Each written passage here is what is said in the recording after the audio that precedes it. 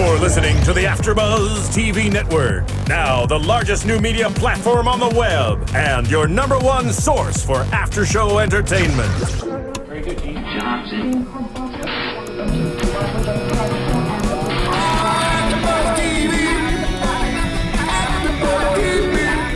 From the AfterBuzz Studios in Los Angeles, California, presented by Maria Menounos and streaming live thanks to Akamai Technologies, this is AfterBuzz TV's Orange is the New Black After Show. We'll break down tonight's episode and get you all the latest news and gossip. And now, another post-game wrap-up show for your favorite TV show. It's AfterBuzz TV's Orange is the New Black After Show. The animal, trapped to the cage is full. The cage is full. Day is new, and everyone's waiting on you. You got time. Good afternoon, good morning, good evening, after buzzers, and welcome to Netflix original series Orange is the New Black, second season, episode 10, entitled Little Mustachioed Shit. And I think we know who that's all referring to. I'm your host, Thaddeus Massey, and joining me today is... Hey guys, I'm Scott Moore. Emma and Megan couldn't be here today because they're big time and they're doing other things and other shoots. And I said Gina was going to try to get, Morello was going to try to get Megan here in time, but apparently she couldn't get her here in time. Right, she couldn't make it. So there's a lot going on. We get a chance to finally get into Piper's backstory a little bit between her and her obsession with Alex. I think even from episode one, or not episode one, season one, they gave us some of Piper's backstory with Alex. So we've kind of seen a lot of it, and we're kind of familiar with it. And I think a lot of us are underwhelmed with it compared to the other stories. Yeah. At least I'm kind of underwhelmed with Piper's story compared to everybody else's stories. Everybody else's stories are a little more intriguing to me. Reasons why they're there. But I think it was good that we finally found the very beginning of the relationship. Yeah. Because we hadn't seen that yet, like how they first met and Alex's crazy, well, I was going to say ex, but sort of like crazy girlfriend that was still in the picture at the time. She was an ex. But they were still technically together or living together at the very beginning when they first were kind of how did she get in the house? But then she came in with a hood on, like hella shady and stealthy. Like, oh my God, I know. She was crazy. And then she jumped on the bed like a dude and started beating her up, like punched her and all this stuff. Crazy. I don't know. Her name was Sylvia, right? Yeah. Sylvia. Yeah. I mean, that to me was a clear red flag as far as Alex is concerned. Like, if I was Piper, I would have been like, whoa. Right. Let me take three steps back. Right. So, like, I don't even want to get any more involved with this girl. Exactly. There's issues right now. I'll go find something else. Yeah. But I don't know. Do you think that she went full steam ahead of this because she had her own background and her own, kind of waspy upbringing, and she kind of felt like this was a way to kind of rebel and be with someone completely different? Obviously there's an attraction there, a huge attraction that Piper has for Alex, but I was wondering if there was this other layer of being like, oh, this is kind of intriguing because it's so edgy and she had already slept with her too. Risky, yeah. So that also plays a factor. She had already given her the goods, and now she's like attached to her to a certain degree. Definitely, like you definitely see there's a huge attraction there. Yeah. So I wonder if part of it was that kind of edginess and being something completely different from what she was used to. It was, she had never been with a woman before. They even talked about going down. Right. And I think she was like wasn't Alex like kind of surprised that Piper had never gone down on a woman or something like that? She was like, "You never been down on a woman?" Right. Like, especially for Alex, you think has been around the block several times here. Like, what? Like, but maybe Piper like has some like sexual tendencies that makes her think that she's more experienced. Well, and she kind of says that in this backstory, the fact that she even admits that she didn't think of herself as being sexual, and like Alex has sort of awakened this side of her that she didn't know that she really had before. So I think that was also part of her draw to Alex as well, because there's this whole other side of her that she never knew she really had. Yeah. Plus, Alex is a little dark and mysterious, and she, makes good money. She's young. You don't really she doesn't punch a clock. You're like, and these are things, of course, obviously finding out what she does later. That's not something that somebody says off the bat. But actually, she did say it off the bat at the bar, but the way she said it was like in such a like joking, sarcastic way. You would think that she was just not being serious. Yeah. So exactly. You know, you're like, oh, what do you do? I'm a drug dealer. Yeah, of course. And then she kind of, like you would, you'd be like, of course. And then when she Right. goes back later on, it's like the import-export business is Right. what she's known for. Where she was very good at Yeah, until her boss went down. Yeah, exactly. So, yeah, that's very funny. I mean, yeah, this story is cool. We're already familiar with Piper's story. But it was good to see how they met. And I think that was something that sort of that missing piece. And I'd always kind of wondered, like, where did it all start? Right. How did they meet? Again, I still felt like we kind of are learning that Piper continues to make mistakes, and this is not something new. You know, because for a while you kind of feel like, oh, she always had her life together, and she's kind of just made a few mistakes with Alex. But even when she was kind of going after Alex, you see, okay, she had the crazy ex, and like you were just saying a few minutes ago, like, why go down that path? And you already see she's the crazy ex, and she's already like making these decisions that are not the wisest decisions. And that was like, I think that was the first time they slept together too. Yeah. So yeah. That's what I don't know. Once once enough. Or sometimes actually, once can be enough. Yeah, if it's seriously. Good enough. Yeah, it can be. But I mean, still, it's like that kind of ruins the whole moment. I mean, the whole euphoria of everything would have been ruined for me, especially feeling so good. You feel so good, you know. Someone takes you to that point, and then to get jumped on and beat up. I know that like takes you the exact opposite. As high as you were, you're like, that was a complete total downer. Right. Like, I would think like you wouldn't want to even have anything to do with that, because I'd be like, okay, crazy, you know, you're in this great moment, and all of a sudden you're being attacked by this complete stranger. Yeah, and that shows how Alex handles her situation in personal life and all this stuff. Right, but also shows Piper, again, making these choices where you think on paper what we thought of her from season 1, that she was this smart, well put together girl, and we realize that's definitely not it. It's a facade. Yeah. Much like her whole family life growing up was a facade. And we see that and she continues to make stupid choices along the way. Yeah. So she does. I'm surprised, like, coming off of last episode, that she didn't get caught for, you know, she was drinking, she was guzzling wine, drinking a 40 ounce. Well, I know, and I was kind of talking about the last episode too. I did think that was interesting, like, why they wouldn't allow, you know, I guess because you're on furlough, because you don't drink alcohol, obviously, when you're in prison. Right. So it's like you're supposed to still be in prison. But, right, I guess so, but it still seems weird. If they're not going to have an ankle monitor, they're not going to monitor them, why does it matter? Because it is legal.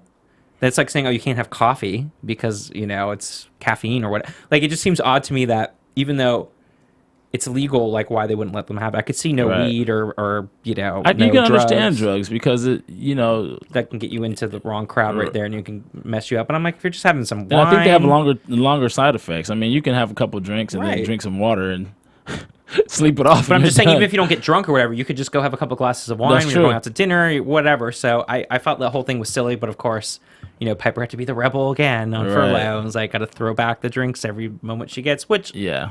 In her defense, I probably would do the same too, because I would have missed it for all that time. You got to take advantage of that, that chance. But you see her return, and you see her return this episode, and she you know meets, you know, talks to Red about her shop. Yeah, that was this episode. Yeah. How do you feel about that though? Like about her lying to Red. I had really, to be honest with you, I was really torn about this. I know. It's one of those small things that's really a big deal. It's a huge deal. It's really, really, really, really heavy. That's really heavy.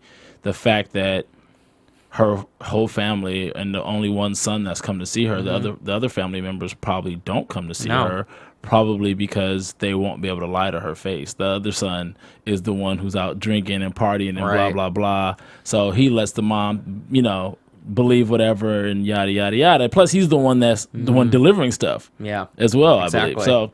Delivering all the contraband. Yeah, all the contraband. So he's lives on the rough side. You know, he's a little edgier probably than the dad. Wasn't edgy at all.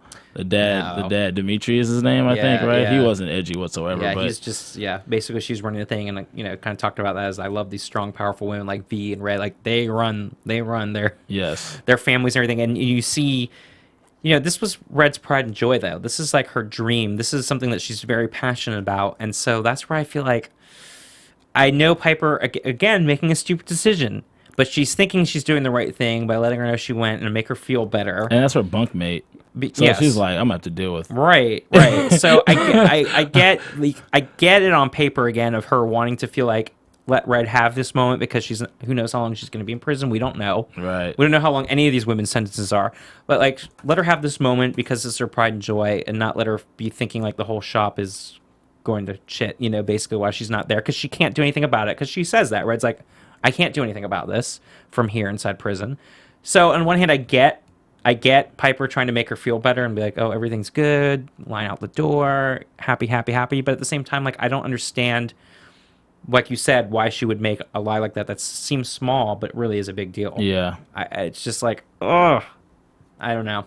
I don't know how I feel about it. And I know there's going to be repercussions for that for sure. Well, that's the only hope. That's like her hope. Right. Like, that's her pride and joy. That's her hope. That's what she's longing to get out from prison, to be able to go back to that and be able to, and that's what she's passionate about. And I feel like there's been this great, warmth with Red this season where you almost, you feel like you care for her now. Yeah. Compared to last season, and you feel her and you feel like she's really, and her and Piper have this really good relationship. It's like, why ruin this good thing? And why not just say you didn't have time to go and just leave it at that? And just because she even had talked to her before. That was a perfect out. Be like, I wasn't able to make it. And just leave it at that, because she even said before she left, like, there's a good chance that I'm not going to be able to make it. And Red's like, okay, if you have time, she shouldn't just left it at that. But again, making the stupid choices, Piper, making the stupid choices. Yeah, Piper's you're gonna be paying for down the line for sure. The savviest. She's, we've learned that she can defend herself. Yeah, but not just as far as making those choices, she's not.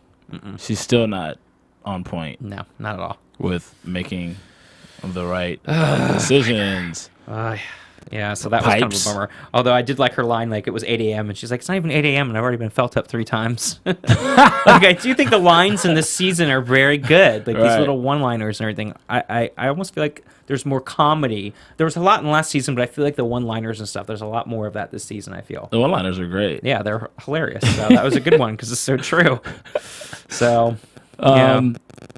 Okay, so let's talk about Healey going to counseling, because I think that this is so like on point, and it only makes sense that he would go to a counselor. Mm-hmm. They say people who deal with quote unquote disturbed people on a regular basis need their own counseling, because that's all they're absorbing day in and day out on a regular basis. Constantly dealing with all this, right? And also like his own background, obviously. Right, he's a lonely person. He's having issues with his mail order bride. He doesn't have any friends. Go figure. He's having issues with his mail order bride that they can't even communicate and talk. So he has his own thing, So obviously, I think it's good that he's made the first step to actually go to therapy. Yeah. But it's just funny because he just seems so angry and so bitter when he's there. Like, what is he possibly even getting out of this? Except maybe the ideas for him to then bring over to his counseling back at the prison, which is what I feel like he's doing now. Is like, let me see what kind of plans I can implement now at prison, which again, I feel, we've gone back and forth. Like last season, I felt he was a good guy. Then I felt like he was kind of shady and a little weird with his obsession with Piper. Then this season, you kind of feel like he's the good guy again, because he's in it to really, he wants to make a difference, but he doesn't know how exactly, and he wants to counsel everyone. But also, there's still in it for him too, to get his glory, to get his acceptance, to feel like, oh, I'm making a difference by doing the counseling. I mean, don't you kind of feel that way too? Yeah, in a way. He's almost like in his own prison.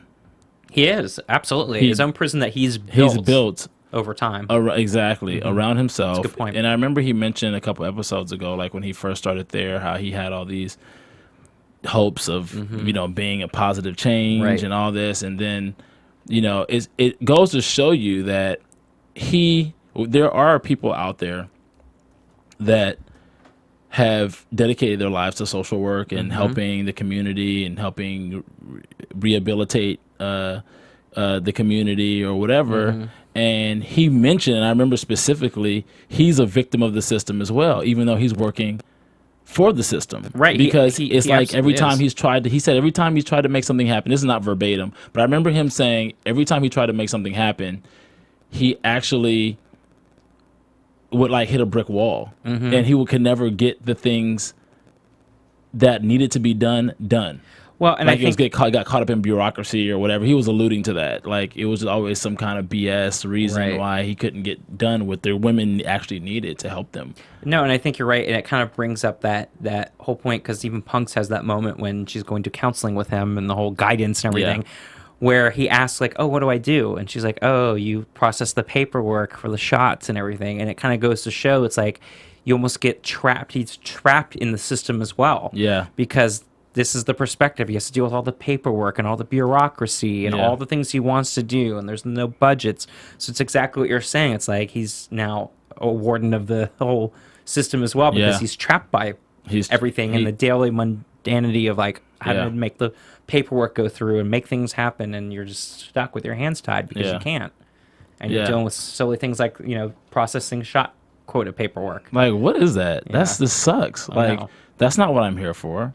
It's like they're already doing time. Right. You're punishing them more for petty stuff. Like, that doesn't rehabilitate anybody. No, it just makes people angry and frustrated. It just makes them angry, and then you're making the inmate. When you make them angry, that's all energy that goes back to the law enforcement officers, and that just trickles up to. So it's like this vicious cycle. It's and like, all the paperwork too. It's like I remember that working in big corporations too. It's like you have to have a form for everything. It's like, give me a freaking break, and that's what happens. And so I can feel that's what happens to him, pushing papers around, and he's not able to do the things he wants because he's beholden to all these other things. So you bring up that perfect point with that, because Punk's, that's even what she says to him, is like, oh yeah, you just do the paperwork. Yeah. So she doesn't even know what he really does, because that's what he's gotten stuck doing now. Well, he's been there for what, I don't know, 30 years, maybe 20, 30 years. Forever. And he's, came in bright-eyed, bushy-tailed, had like this hopes. He had these hopes of, making positive change. And obviously the system beat him down to the point where he actually became part of the problem.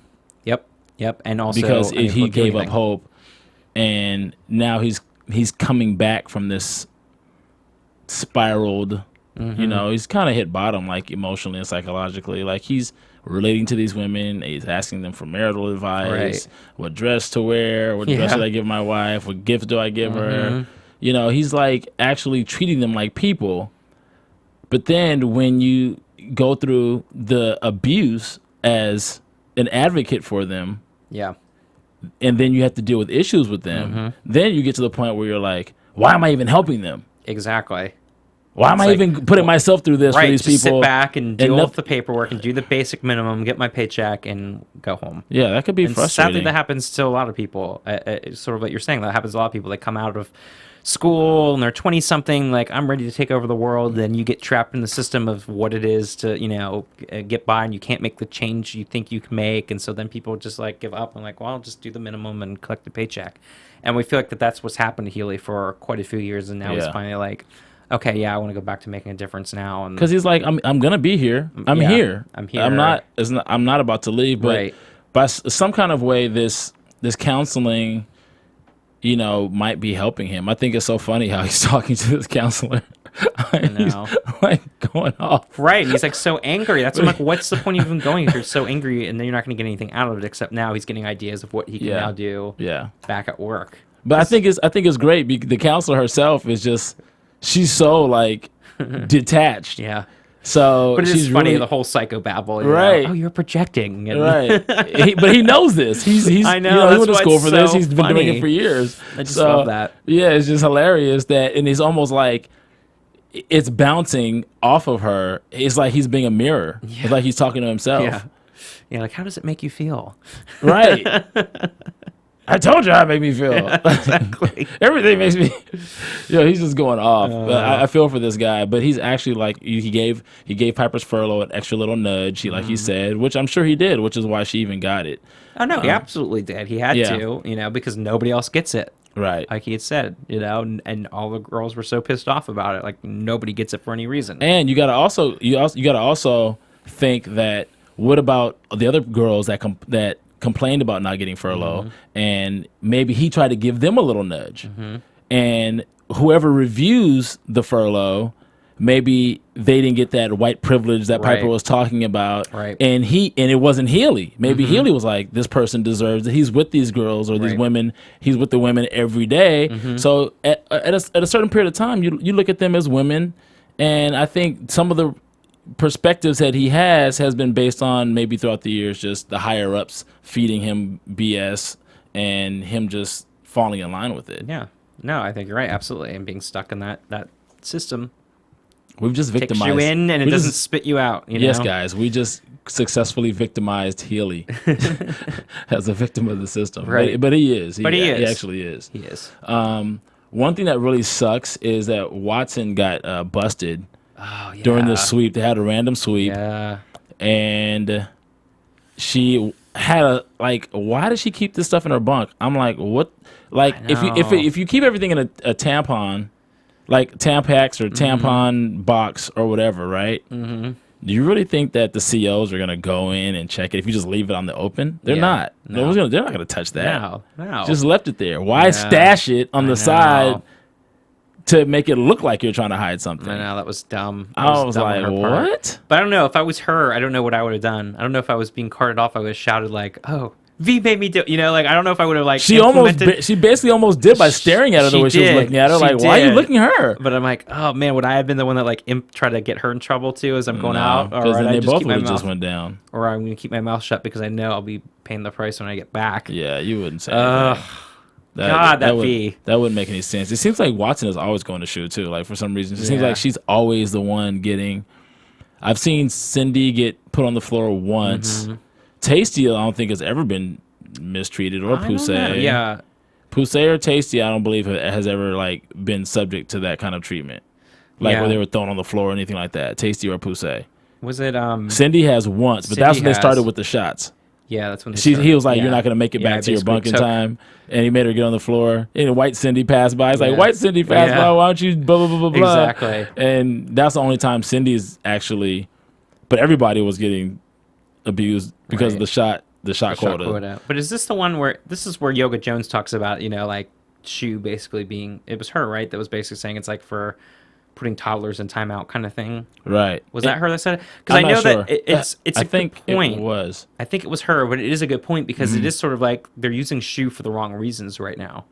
You know, it's like they're using it as like the toddler time. It's a very good point because that's sort of what they're doing now. Yeah. For a lot of the girls, it's like not really warranted. It's just because they looked at them the wrong way and they're pissed off and they're taking off their anger because they've got the power trip. Right. It's not done for the right reasons. And as we've seen in real life with this type of situation of putting like prison inmates in solitary confinement, it doesn't really work in the right way. And to use it as this type of punishment as like a toddler timeout, like treating the girls that way, it doesn't help them. Right. It just doesn't help anybody. So, yeah, it's a good point. It makes matters worse. Right. So it's a good point that Yoga Jones brings it up, and I know she has that moment with So-So, who still drives me crazy. So-So. With her hunger strike, but Yoga Jones tries to support her with it. And, you know. So-So's going hard in the paint with this hunger strike. And it's not that she's not right. It's the way she's going about it. It is. It's kind of like how Kanye West, you know, he talks about all these issues, and you can agree with him about a lot of the things, but it's just some people just don't like the manner in which it's being expressed. Exactly. And that's where the issues come. So I feel like So-So was like, yo, it's, you know, even the nun told her this. Exactly. And I think and I guess because part of it is because I don't know much about her, that I don't really care why she's doing her hunger strike. Because we don't know anything about her. We still don't know why she's even there. Right. So I'm like, I don't really even care why you're doing the hunger strike. It's just an annoying little side storyline right now to me. So until they like flesh her character out a little bit more, I really just don't have as much interest.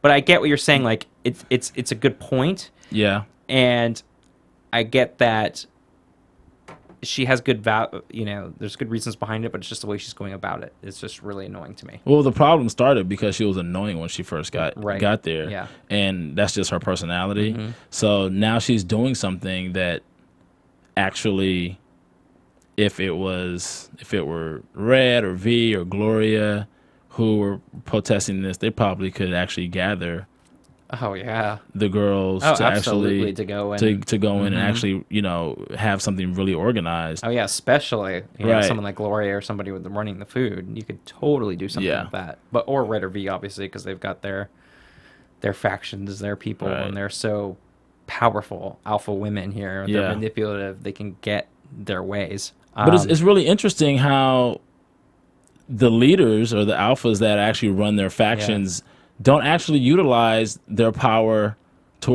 they only utilize it within the groups inside. Like, even remember when they were running, everybody was running for office for that council thing or whatever. Council thing last season, None of the leaders ran. Yeah. They thought it was a joke, which In the big picture, It is, yeah. It was. So they were probably like, come on. Like, that's probably what they were. But at the same time, things like what So is doing is actually the things that they need to be doing. Right. The conditions that they're living in are reprehensible. They suck. They are. It's like, who live like this? Which is true. But and was they're like, oh, it's not Guantanamo, like. Right. And I think that's part of the thing, too, of showing, like, here's a new girl that's come in and can see, like, oh, this is terrible. And the other girls have been there now for so long that they've kind of just accepted it. Right. Because they're so used to it now. Right. So I think what you that get for being in jail anyway. That's right. Prison anyway. That's kind of like the mentality. Like, yeah, well, we're here. And we're here. Let's just deal with it. So you kind of see that with that whole thing. Oh, it's not Guantanamo. Like, they've just kind of put up with it. And it's like, oh, whatever. And you see from the outside perspective. But what did you think about V, like, basically kicking out Rosa? That just irritated me the crap out of me. I was hoping Rosa was just going to, like, punch her out or do something because she doesn't care anymore. And I know she's really weak and sick that she couldn't. She is. But it just upset me again that, like, V gets away with it again. And that's where I'm like, all these things are piling up to me against V. And I'm like, oh. And it was still enough space for them to sit down. Of course it was. It was just it was all the power. It was like, just have that power trip to be mean. And I'm like, you guys gonna pick on the cancer patient lady who's dying? Are you kidding me? And then I couldn't believe Crazy Eyes actually poured drink on her food, water or whatever the juice was. I just couldn't. I was like, wow. I know, because she's really entered the dark side. But it's the point is that because she's feeling accepted, and now she's getting to the point that she's brainwashed. She is like the dark side. She's like a Sith now. She is, and she's been brainwashed. She's like, Garden Roses don't behave that way. Crazy Eyes. I know, Suzanne. It's sad to see Suzanne because she's such a sweet. She girl, is sweet. But now she's been brainwashed by V, and you just see them communicating without even having to talk anymore. That's how much V has her wrapped around her finger. She just can like look at her and she knows exactly what to do or like stop or go. It's like, oh my god. But that just goes to show you the kind of mind control that V has over everybody else who thinks that they're normal acting and whatever. And V and Suzanne have like this connection that's even unspoken, right? Because she's got her under her fingers, which we can see later. Yes, but with Poussey. Oh, I know, but that's what I'm saying. Like she has her so under her finger that she doesn't even have to speak to her. Yeah. But it also shows how amazing these manipulative powers are, how good she is at reading people and knowing their weaknesses and preying on those weaknesses to the point to where she can get her way. And I find that kind of stuff just amazing to watch. It's just so like, wow. You see it in action again and again, and all these people falling in line. And that's what you see with these type of charismatic leaders, the way they can get people to do whatever they want them to do. It's so incredible. Right. I mean, by making people feel special and important and exactly. And on their weaknesses. Almost kind of cultish. It is. And they know how to prey on each person's weakness to be able to get them to do what they want. And you see like how she's gotten not even Suzanne, but you've got Tasty back in the fold, and you see all the girls how happy they are with their sales, so they're feeling really good now because sales are strong. When they're all sitting at the table after they kick out Rosa, it's like, she knows how to work it, and it's. And then what's crazy is the reason you're like, why they're happy, it's great, whatever, blah blah blah. But at the same time, we found out they're starting to deal with actually hardcore drugs. Yeah. So now Tasty is giving Nikki a taste of some new stuff. I'm like, this is one of the reasons why this empowerment also, because there's obviously a lot of inmates that have, drug addictions or whatever or whatnot. Yeah. And then we've seen this issue with Nikki before. It was a big deal. Trisha died. Right. From Mendes, who's the CO that's, was dealing it. So yeah. The fact that she even brought it in, Nikki just had this look on her face like, are you serious? Yeah. Like, you trying to kill me? But again, it's preying on people's weaknesses again, too, and knowing what could rope them in. And of course, once you get roped in and hooked on the stuff again, then now you're a customer for life, basically. So they know, V's thinking, okay, now I handle the hard stuff. Yeah. Now I have a way of tobacco and cigarettes, that's easy. Right. That's nothing. Right. Now you get the hard stuff, though. Now you've got that customer because they're going to need the product now. So then she really has the grip on power. So it's like, oh, my God. What did you think about Nikki? And I want to know what you guys think or thought out there. 424-256-1633, 424-256-1633. You guys have a few minutes to call in and let us know if you thought that whether or not Nikki was actually going to take the drugs. I wasn't sure. I wasn't sure either. I was worried because of the way this season's been going. I'm like, ooh, are people going to make these bad choices and is going to make it more difficult because that just props up V's power. What's the girl who got burned again? What's her name? Oh God, I keep forgetting her Joanne? name too. No, it was like womp womp. Sorry, guys. I know, guys. I know. What is her? I know you're gonna. You guys reminded me too, like last week, I believe, or 2 weeks ago. You guys reminded me of that, but I forgot again. I did too. Anyway, so she was obviously she knew what was going on, right? With Nikki, and still, Nikki is like one of the alpha females or whatever, and there's no Red who's in charge, or actually, Red was Red back yet? Red, did she have that dinner yet? Yeah, that was. She did have the dinner. Okay, so, but still, it's still new. That's still fresh. It's still new. Nikki's always been kind of like a lone ranger and done her own thing, right? So I was still wondering, like, I know. Oh gosh, like, is she gonna do this? I know. Like, don't do it, Nikki. Don't do it. I think I even wrote my notes somewhere here too. I'm like, don't. Right. Like, no. Don't do it. Yeah. So and then she was hiding it and fiddling around with it. Then she put the pillow next to her. I was like, oh no, she's gonna take it right now. I know. With the pillow, she puts the pillow so she can hide what she's doing. I'm like, oh crap. She's gonna use. Because that's hard when that's been your life hard. and having that you're gonna want to go back to that comfortable path again. Yeah. Especially when you're in prison too, you would think it's a great escape. Yeah. From all of that. So. But honestly, just her handing it over to Red. Now you're like, okay, the stakes have risen now, right? Because you know how much Red abhors drug use and all that. Like, but it also couldn't have come at a more perfect time, and that's why Red was like, "Oh, I'm so glad you did the right thing," because once again, we see V be able to have these manipulative powers even on Red. Yeah. Because even Red questions, because of course, Boo at the end of the last episode basically says, "I know how Red's doing it." And again, I don't know. What is your thought of why Boo felt she needs to go tell V? Is it because she wants in and she feels like V's the one that's the new power girl? Or what is her own... what's Boo's own reasons for getting that? V doesn't feel part of the fold. She already feels like she's not one of Boo? the... Did I say V? Yeah. I meant Boo. Yeah. Boo does not feel like she's part of Red's. She's like... Sure, okay, you want to kick it? Sure, why not? Okay. But she's not Norma and close. Nikki and the rest of them. She doesn't have that special bond with Red. She's just kind of like a lurker. She's that's why I just found it surprising that she would go right to V. So, of course, now V goes and snoops in the greenhouse. Yes. And Red walks in and... Which was interesting. It was, but then you see that twisting on a dime that V's so good at doing, and like, acting so sweet and like... Oh no, we could do this together. We could share, and Red's like, we don't, you don't share, right? And like, oh, we should be friends again. That's how, and she just does it in such a way where you almost fall for the spell, right? And we see it. Red's even contemplating because she's like, people change. People change. I couldn't believe like she ended up back in jail. She obviously hasn't changed, right? And secondly, and she sees what she's been doing since she's been back with the girls. Like, how could she even question it? And yet Red's even falling for her spell by contemplating even working with her. She wants to believe. She does. And everybody would like to have a powerful advocate like that because she's a force to be reckoned with. She is, and knowing that she's back on your side in that sense makes it a lot easier. It's comforting. It is. So, but the fact that she's even contemplating it, and then of course, that's why it works out. Like Nikki's timing couldn't have been any better. Right. Because now she sees, oh no, there's no way I can work with V, and there's no way she's going to get there. So I love to see the fact that it happened in the perfect timing, and now hopefully Red is not going to even let V anywhere near. Well, I mean, knowing how things happened in the past, when they first greeted each other, I'm surprised they hugged. I know. Knowing that, wait, you hugged her when you first saw her and she kicked your ass like back in the day? Like, I know. What? I know. Prison politics. But then again, everything changes in that sense, and we've seen these characters ebb and flow throughout, and that's why we see why Red's trying to build up her group and having that dinner in the greenhouse, because we realize that's exactly what V told her. It's like, your first mistake is you didn't have any backup. Yeah, that's so true. V learned from that, and she's like, I got to get all of my people behind me so I can run my thing and not have to worry about, being threatened again by V. Yeah.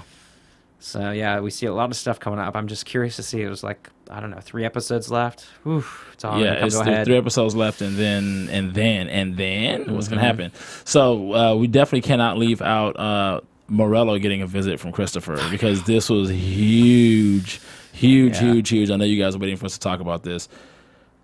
I knew this girl was, like I said, I knew she was mental way back when, and they made it pretty obvious just based on how she always consistently every other word was Christopher, and planning the wedding. Our wedding is going to be like this, it's going to be like that. It's like, what the heck? And then finally we learned the truth about her, and then when she goes to break in the house and puts on the veil, and I'm surprised this guy even came to the prison. Like, I know it was, he just knows. But when you've had that kind of traumatic experience where someone's like stalking you like that, it's the last thing you want to do is be back around them again too. Right.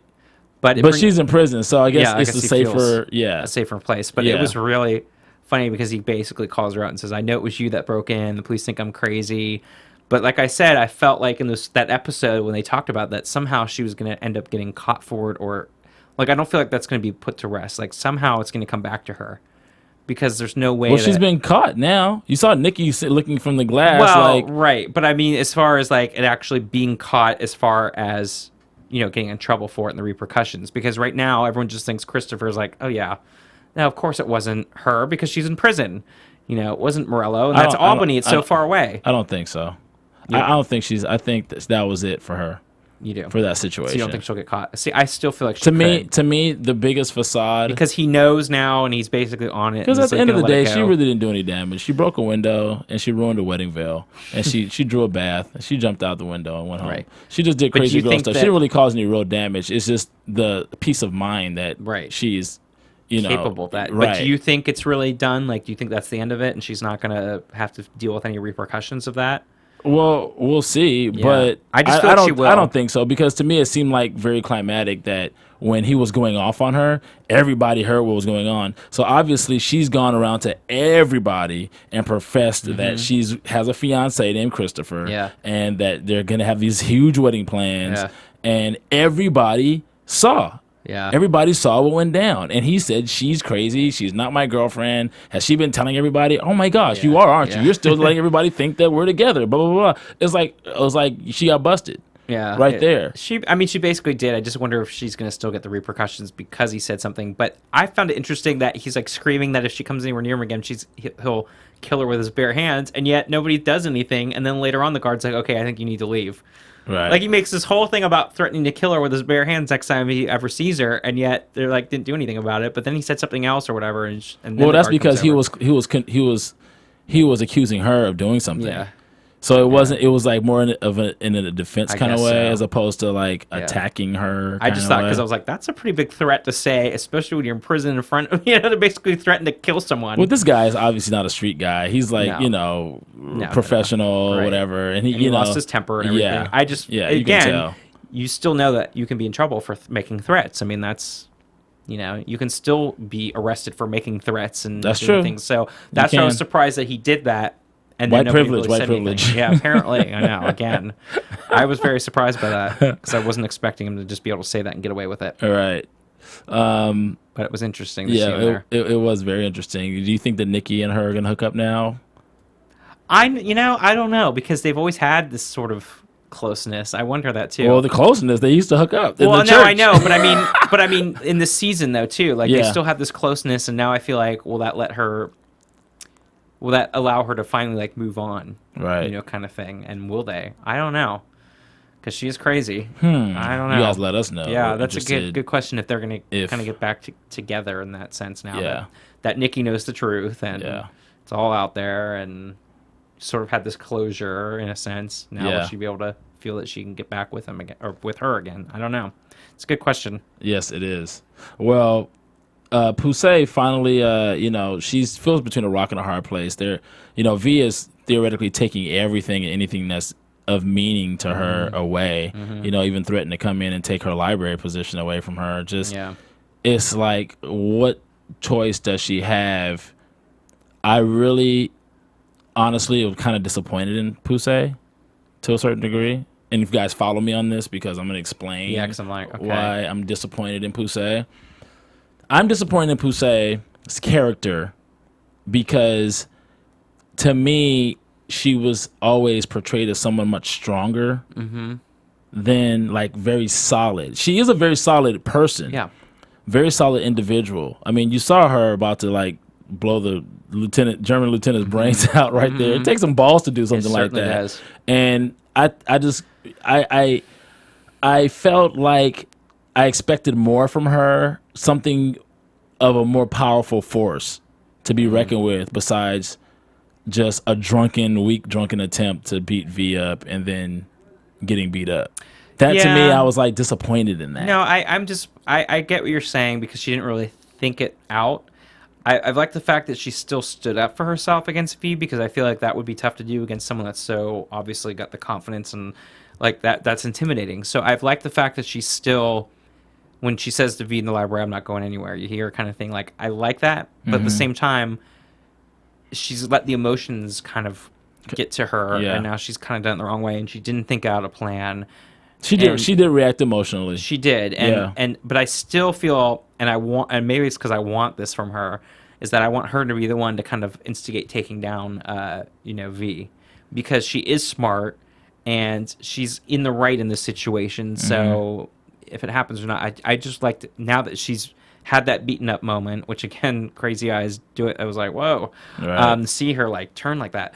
But now that I feel like she's had that moment, I feel like she's hit that low. And so I hope now she can regroup and be like even more determined because she was beat up to be like, I'm not letting her get away Rocky with this. come back. Right. And I'm not going to let V get away with this. And she's going to have a more well thought out plan, whether that means she's going to kind of work on the inside and take V down that way. Something that doesn't necessarily need to use like physical, but I'm really, really hoping for that. If that's anything, that would really make me feel better about this situation and how it's gone down. Yeah.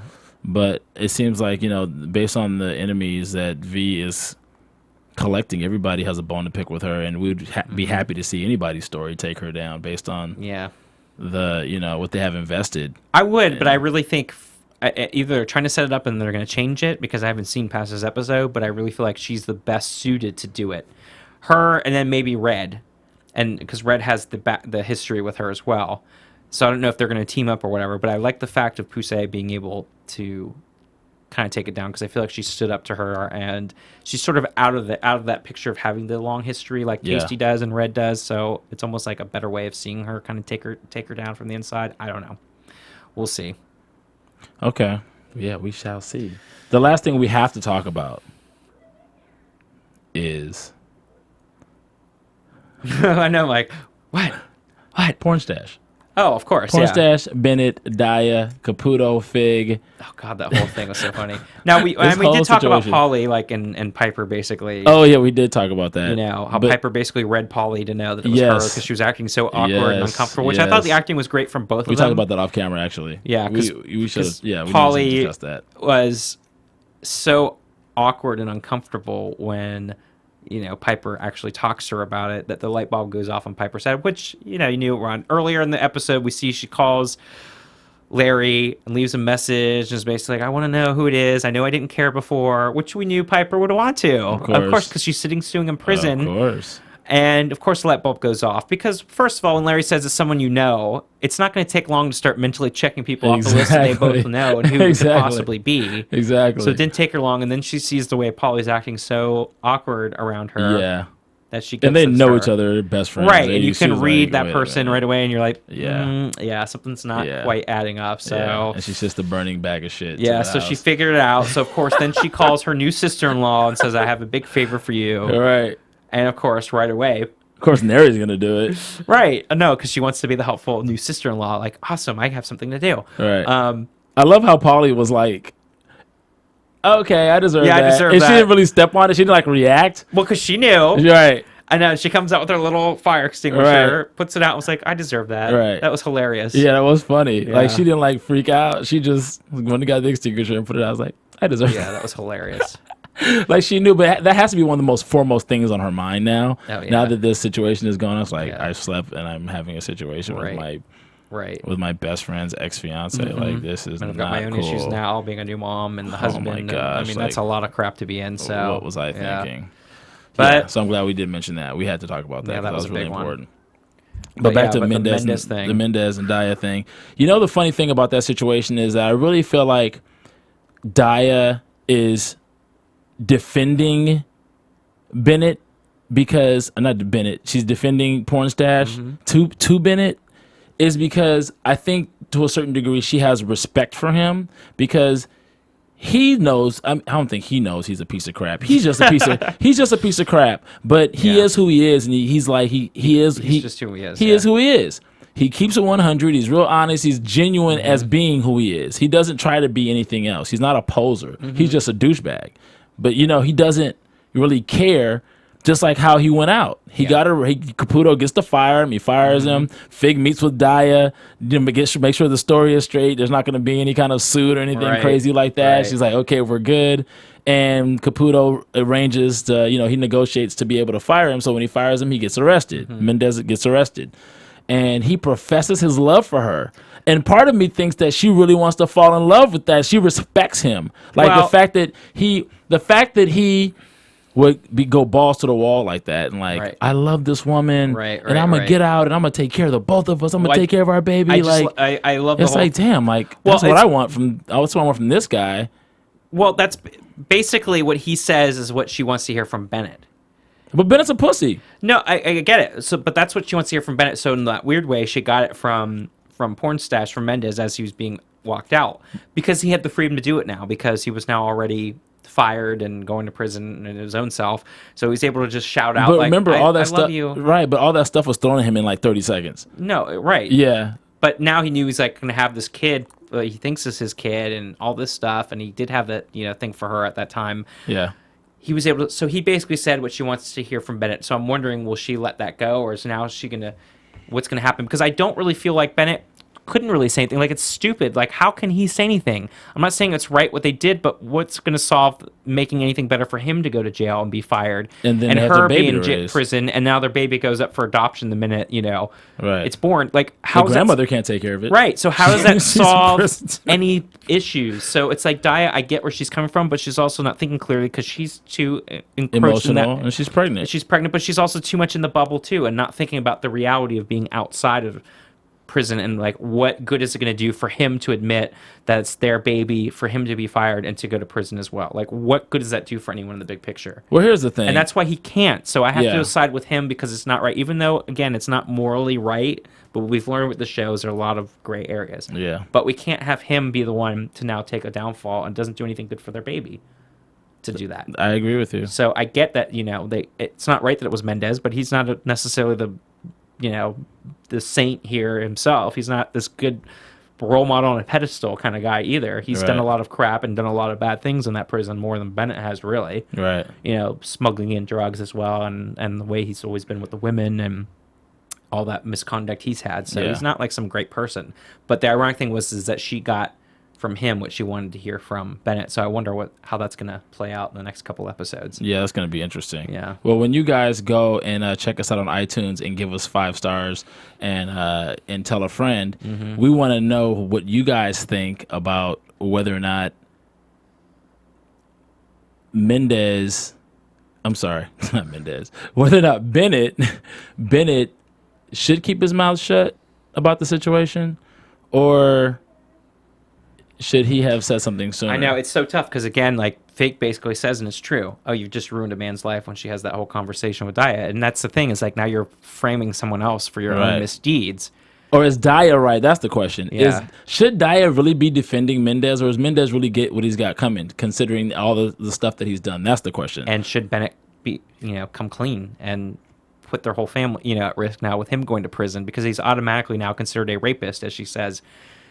Should he be fired and going to prison now? And the baby has no support at all, has 2 parents now, basically. In it's such a difficult situation. There's really no right answer. But I get where Bennett's coming from, and that's where I can kind of side with it. Not saying it's right to take down Mendes, even though he's a horrible person himself. He did something that he deserves to go locked up in, which he has. Right. He's done. He's guilty of some horrific things. It's so tough, and again, there's no black and white, like, oh, this is the easy answer. So I'd love to know what you guys think, too, because most definitely. It's such a difficult thing.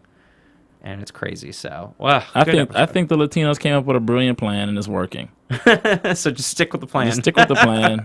It's happening. We'll see. I mean, I know you have, but I haven't seen those last 3 episodes. I'm wondering what is going to go down. And I certainly love. It's good. This is by far my favorite title, though, I think, of the entire season. Yeah, little mustachioed. Little mustachioed shit. Because of Caputo with that whole thing telling porn stash about that. Now there's a little sadistic little mustachioed shit inside of her. All right. That was funny. Best line, definitely the best title line of the entire series for and sure. Caputo would be the one to say something like that. Of course too. he would. So funny. Okay. Yeah. Well, I don't think we have any news and gossip No. and predictions. We kind of went through predictions. You have any predictions that you want to? No, we got to get out of here. Yeah. Ben, the engineer's had to get out of here 20 minutes ago, so I guess we should wrap up. All right, yeah, exactly. Go ahead. Where can we find you until next time, Scott? You can find me on Twitter at sman80. That's SMAN80. Here for the True Blood final season after shows on Sunday nights and on Defiance second season here on Thursdays. And you can find me at Club Thaddeus on Twitter and Instagram and GQJedi.com. You could also find me here for Starz Original Series Power, starring Amari Hardwick, Mondays at 7 o'clock. And remember, you guys go pick up Maria Menounos' book, The Every Girl's Guide to Diet and Fitness. Right. It's good fitness tips in here, diet tips, workout tips, and it's good for guys and girls, not just girls. Yes, and it's available at a bookstore near you or on Amazon, wherever books are sold. Pick up a copy today. Supports us as well. Until next time, After Buzzers. From executive producers Maria Menounos, Kevin Undergaro, Phil Svitek, and the entire AfterBuzz TV staff, we would like to thank you for listening to the AfterBuzz TV network. To watch or listen to other after shows and post comments or questions, be sure to visit AfterBuzzTV.com. I'm Sir Richard Wentworth, and this has been a presentation of AfterBuzz TV. Buzz you later. The views expressed herein are those of the hosts only and do not necessarily reflect the views of AfterBuzz TV or its owners or principals.